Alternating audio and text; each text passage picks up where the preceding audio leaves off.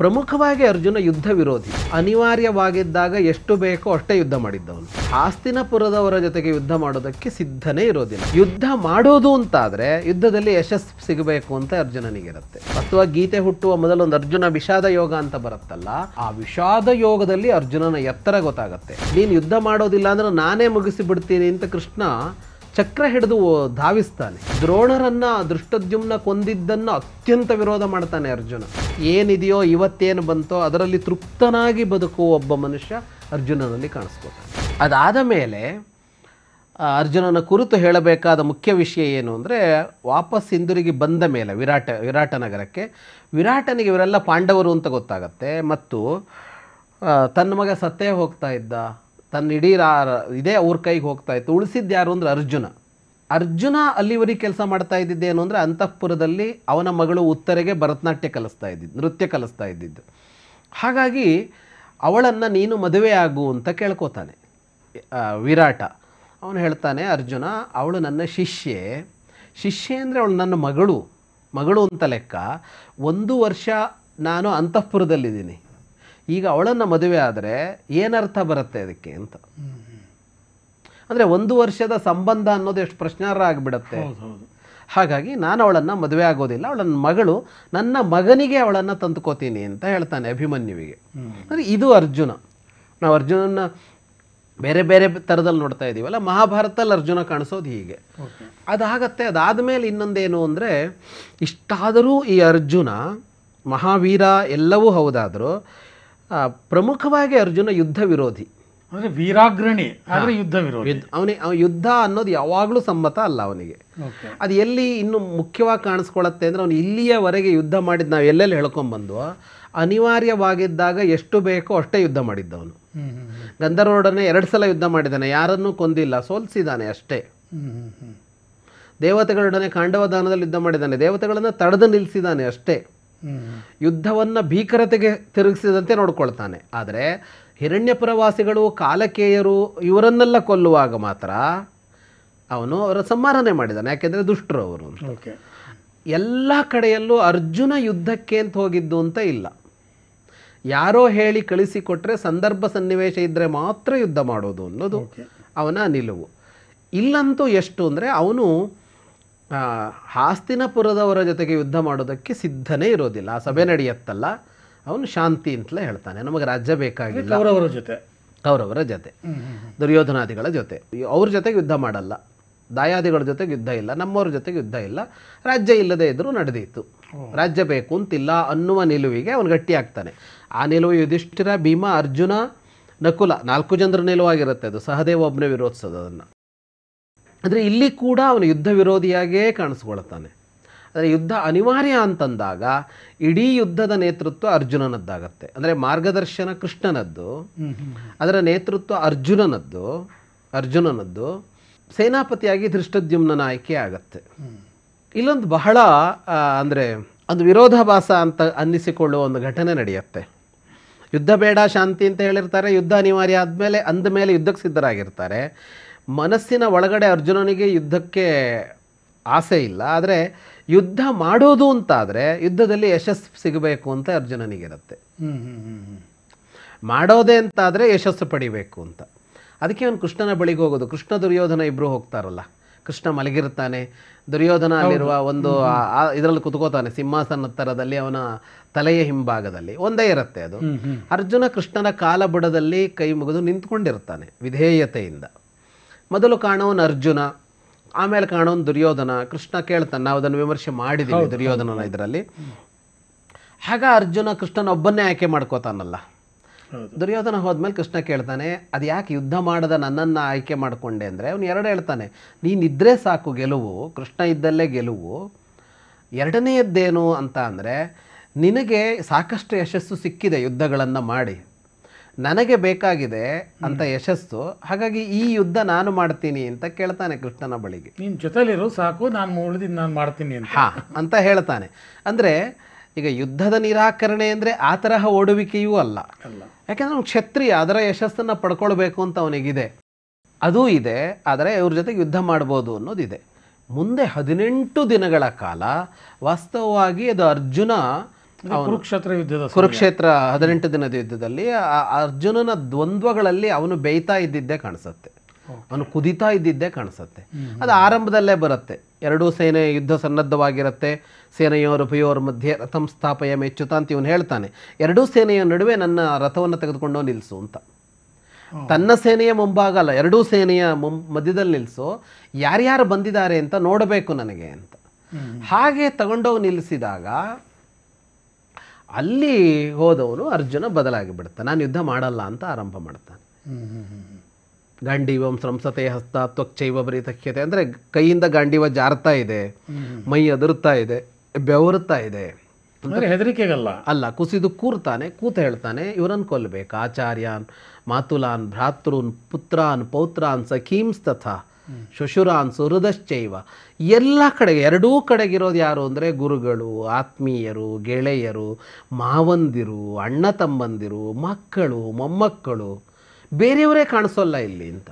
ಅಂದರೆ ಯುದ್ಧ ಮಾಡಬೇಕು ಅಂತಂದರೆ ಯುದ್ಧ ಶತ್ರುವಿನ ಜೊತೆಗೆ ಮಾಡಬೇಕು. ಅರ್ಜುನನಿಗೆ ಶತ್ರುಗಳೇ ಕಾಣ್ತಾ ಇಲ್ಲ, ಅವನಿಗೆ ಎಲ್ಲರೂ ನಮ್ಮವರು ಅಂತ ಕಾಣ್ತಾ ಇದ್ದಾರೆ. ವಾಸ್ತವವಾಗಿ ಗೀತೆ ಹುಟ್ಟುವ ಮೊದಲೊಂದು ಅರ್ಜುನ ವಿಷಾದ ಯೋಗ ಅಂತ ಬರುತ್ತಲ್ಲ, ಆ ವಿಷಾದ ಯೋಗದಲ್ಲಿ ಅರ್ಜುನನ ಎತ್ತರ ಗೊತ್ತಾಗತ್ತೆ. ಎಲ್ಲ ಏನು ಅನ್ಕೊಂಡಿದ್ದಾರೆ, ವಿಷಾದ ಯೋಗದಲ್ಲಿ ಅರ್ಜುನ ಯುದ್ಧ ಮಾಡೋಲ್ಲ ಅಂದ, ನೀನು ಮೂರ್ಖ, ಯುದ್ಧ ಮಾಡು ಅಂತ ಕೃಷ್ಣ ಹೇಳಿದಾನೆ ಅಂತ ಅಲ್ಲ. ಯುದ್ಧ ಮಾಡಬೇಕಾಗಿತ್ತು, ಅದು ಕೃಷ್ಣ ಹೇಳಿರೋದು ಸರಿನೇ. ಆದರೆ ಅರ್ಜುನನ ಭಾವ ಇದೆಯಲ್ಲ, ಅದು ಬಹಳ ಬಹಳ ಮುಖ್ಯ ಅಂತ ಅನಿಸುತ್ತೆ. ಅಂದರೆ ಆ ಸಂವೇದನೆ ಇದೆಯಲ್ಲ, ತನ್ನವರನ್ನು ಕೊಲ್ಲೋದಿಲ್ಲ ಅಂತ ಅನ್ನೋದು. ಆಮೇಲೆ ಇವರನ್ನು ಕೊಂದ ರಾಜ್ಯ ಆಳಿ ಏನು ಪ್ರಯೋಜನ ಅಂತ. ಯಾನೇವ ಹತ್ವಾ ನಜಿಜೀವಿ ಶಾಮಃ ತೇವಸ್ಥಿತಾ ಪ್ರಮುಖೇ ಧಾರ್ತ ರಾಷ್ಟ್ರ. ಅಂದರೆ ಯಾರನ್ನು ಕೊಂದ ಮೇಲೆ ನಮ್ಮ ಬದುಕಿಗೆ ಅರ್ಥವೇ ಇಲ್ವೋ ಅವರು ಎದುರಿಗಿರೋರು, ಅವರನ್ನು ಕೊಲ್ಲೋದಾ ಅಂತ. ಹಾಗಾಗಿ ಭಿಕ್ಷೆ ಬೇಡಿ ಬೇಕಾದರೂ ಬದುಕ್ತೀವಿ, ರಾಜ್ಯ ಬೇಡ ಅನ್ನೋ ನಿಲುವಿಗೆ ಬರ್ತಾನೆ ಅರ್ಜುನ ಯುದ್ಧ ಭೂಮಿಯಲ್ಲಿ. ಆ ಅರ್ಜುನ ವಿಷಾದ ಯೋಗ ಅನ್ನುವ ಅರ್ಜುನನ ಮಾತುಗಳೇನಿವೆ ಅವು ನಿಜವಾಗಿ ಹೇಳಬೇಕು ಅಂದ್ರೂ ಮಾನವೀಯ ಅಂತಃಕರಣದ ಮಾತುಗಳೇ, ತುಂಬ ಸಂವೇದನಾಪೂರ್ಣವಾದ ಮಾತುಗಳೇ. ಆದರೆ ಅಲ್ಲಿ ಯುದ್ಧ ಮಾಡೋದು ಅನಿವಾರ್ಯವೇ ಆಗಿತ್ತು. ಕೃಷ್ಣನ ಮುಂದಿನ ಅಂಶಗಳಿವೆಯಲ್ಲ ಗೀತೆಯಲ್ಲಿ ಅದು. ಆದರೆ ಅರ್ಜುನ ಮೂರ್ಖನಂತೆ, ಪೆದ್ದನಂತೆ, ದಡ್ಡನಂತೆ ಮಾತಾಡಿದ್ದಲ್ಲ ಅಂತ. ಸಂವೇದನಾಪೂರ್ಣವಾದದ್ದು, ಅದು ಇರಬೇಕಾದದ್ದು. ಯಾಕೆಂದರೆ ಯಾವತ್ತೂ ಯುದ್ಧ ಕೊನೆಯ ಆಯ್ಕೆ, ಯುದ್ಧ ಅನಿವಾರ್ಯ ಆಯ್ಕೆ ಆಗಬೇಕು. ಯುದ್ಧ ಅನಿವಾರ್ಯ ಆಯ್ಕೆ ಆಗಬೇಕು. ಅದಕ್ಕೆ ಭಾರತದ ನಾವು ಇತಿಹಾಸದಲ್ಲಿ ನೋಡುವಾಗ ಭಾರತ ಆಕ್ರಮಣ ಮಾಡಿಲ್ಲ, ಭಾರತ ಮಾಡಿಲ್ಲ ಅಂತೆಲ್ಲ ಹೇಳೋದು ಯಾಕೆ ಅಂದರೆ ನಮಗೆ ಯುದ್ಧ ಅಂತಿಮ ಆಯ್ಕೆ. ಅದು ನಮಗೆ ಅಂತಲ್ಲ, ಜಗತ್ತಲ್ಲಿ ಎಷ್ಟೋ ರಾಷ್ಟ್ರಗಳು ಇವೆ ಅಂಥವು. ಯುದ್ಧದ ಹಪಹಪಿಯಿಂದ ಸ್ವಾರ್ಥ ಈಡೇರಿಸ್ಕೊಳ್ಳುವವರು ಅಂದೂ ಇದ್ದರು, ಇವತ್ತೂ ಇದ್ದಾರೆ. ಅರ್ಜುನ ನಿಲುವಿನಲ್ಲಿ ಅದು ಕಾಣುತ್ತೆ. ಅಂಥ ವೀರಾಗ್ರಣಿಯಾಗಿ, ಮಹಾವೀರನಾಗಿ, ಲೋಕೈಕ ವೀರನಾಗಿ ಬದುಕಿಡೀ ಅದನ್ನು ಪಡೆದುಕೊಳ್ಳೋದಕ್ಕಾಗಿ ಪರಿಶ್ರಮಿಸಿ ಯಾರಲ್ಲೂ ಇಲ್ಲದ ಅಸ್ತ್ರಶಸ್ತ್ರಗಳನ್ನು ಪಡೆದುಕೊಂಡು ಕೂಡ ಅವನು ಯುದ್ಧ ವಿರೋಧಿ ಮನಸ್ಥಿತಿಯವನು ಅಂತ. ಅದು ಅರ್ಜುನನ ವಿಷಾದ ಯೋಗದಲ್ಲಿ ತುಂಬ ದಟ್ಟವಾಗಿ ಕಾಣಿಸ್ಕೊಳ್ಳುತ್ತೆ. ಅದು ಅವನ ಎತ್ತರವನ್ನು ತೋರಿಸುತ್ತೆ. ಆಗ ಹುಟ್ಟಿಕೊಳ್ಳೋದು ಗೀತೆ. ಈ ಗೀತೆ ಕೂಡ, ಗೀತೆ ಭಗವದ್ಗೀತೆ ಅಂತ ಏನಿದೆ ಅದು ಇಡೀ ಮಹಾಭಾರತದ ಸಾರ ಅಂತ ಕರಿಬೇಕು ಅದನ್ನು. ಅಂದರೆ ಇಡೀ ಮಹಾಭಾರತವನ್ನು ಯಾಕೆ ನಮಗೆ ಹೇಳಿದ್ರು, ಅದಕ್ಕೆ ಕಾರಣ ಭಗವದ್ಗೀತೆಯನ್ನು ಹೇಳೋದಕ್ಕಾಗಿಯೇ ಹೇಳಿದ್ರೇನೋ ಅಂತ ಅನ್ನಿಸುವಂತೆ ಇದೆ ಅದು. ಅದಕ್ಕೆ ಕಾರಣನಾಗುವವನು ಅರ್ಜುನ. ಮತ್ತು ಕೃಷ್ಣ ಭಗವದ್ಗೀತೆಯ ಉಪದೇಶಕ್ಕೆ ಆಯ್ದುಕೊಂಡಿದ್ದು ಅರ್ಜುನನನ್ನು ಅಂತ. ಅಲ್ಲಿ ಬೇಕಷ್ಟು ಜನ ಇದ್ದರೂ ಕೂಡ ಅಂತ. ಅಂದರೆ ಅಂಥ ಯೋಗ್ಯತೆ, ಅರ್ಹತೆ ಅನ್ನೋದು ಅರ್ಜುನನಲ್ಲಿ ಕಾಣಿಸುತ್ತೆ ಅಂತ.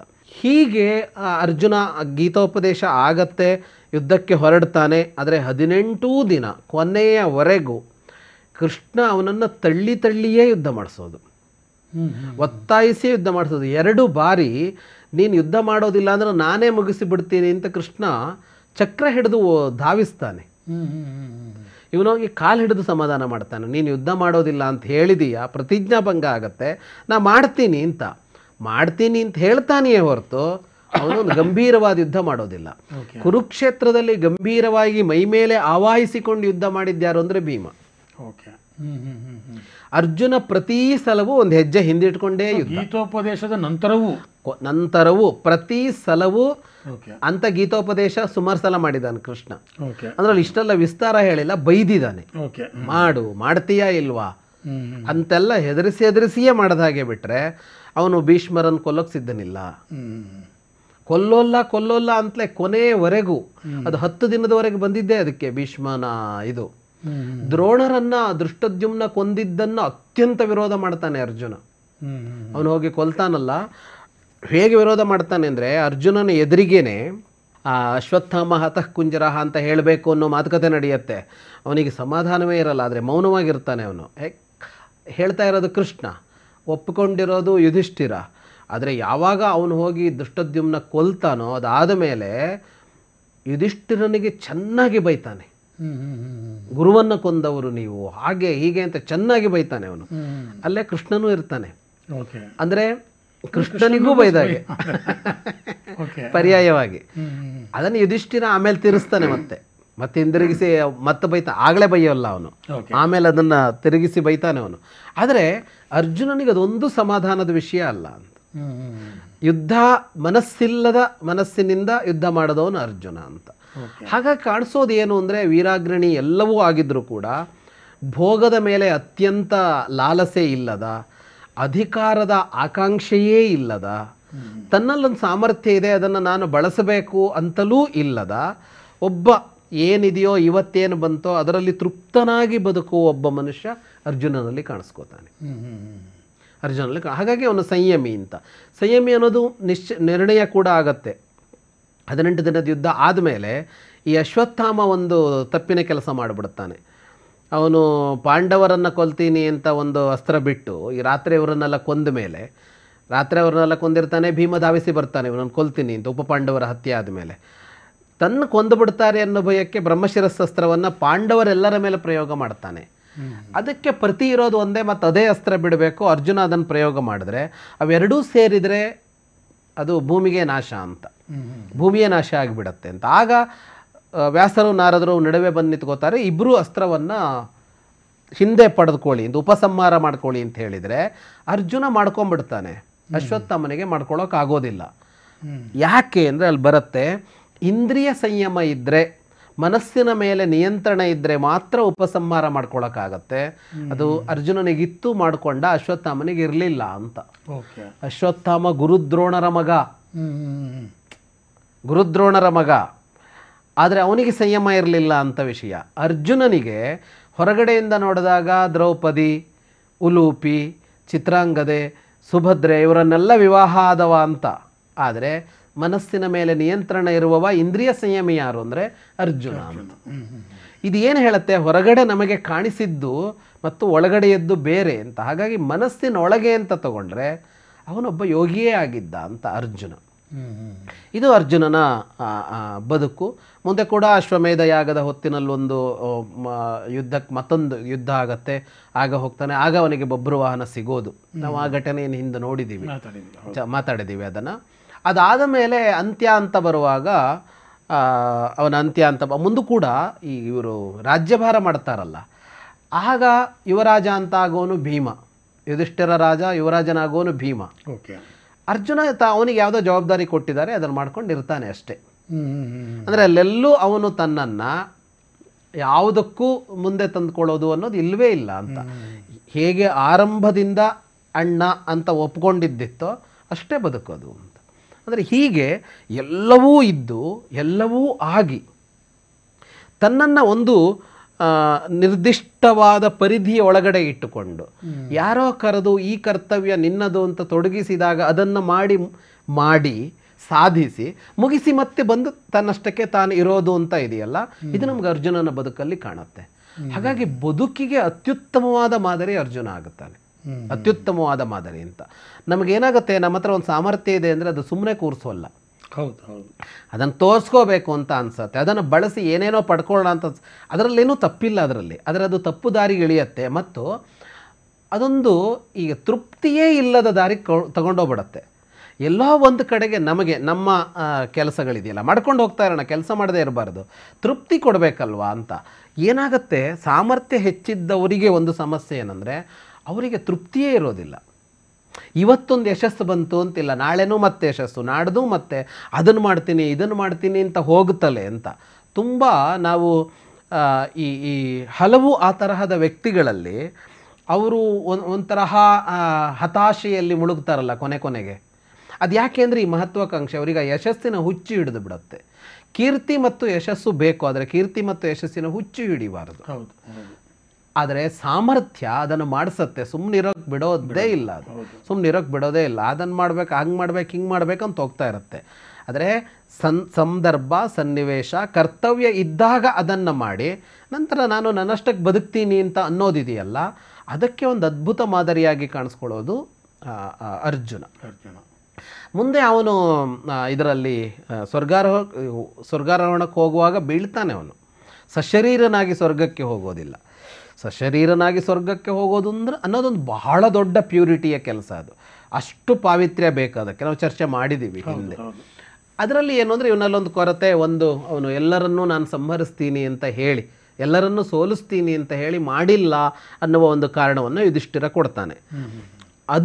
ಅದು ಅರ್ಜುನನ ಅಹಂಕಾರ ಅಲ್ಲ. ಅದು ಎಲ್ಲರನ್ನ ಸೋಲಿಸ್ತೀನಿ ಅಂತ ಅನ್ಕೊಂಡಿದ್ದ, ಸೋಲಿಸೋಕ್ಕಾಗಿಲ್ಲ ಅಂತಲ್ಲ. ಅದು ಅಸಾಮರ್ಥ್ಯನೂ ಅಲ್ಲ. ಹೇಳಿದ್ದ ಅವನು ಸೋಲಿಸ್ತೀನಿ ಅಂತ, ಸೋಲಿಸ್ತಿಲ್ಲ. ಕುರುಕ್ಷೇತ್ರದಲ್ಲಿ ಅವನು ಭರವಸೆ ಕೊಟ್ಟಿದ್ದ, ಆದರೆ ಅವನು ನುಗ್ತಾ ಇರಲಿಲ್ಲ, ಮಾಡ್ತಾ ಇರಲಿಲ್ಲ ಅದು ಅಂತ.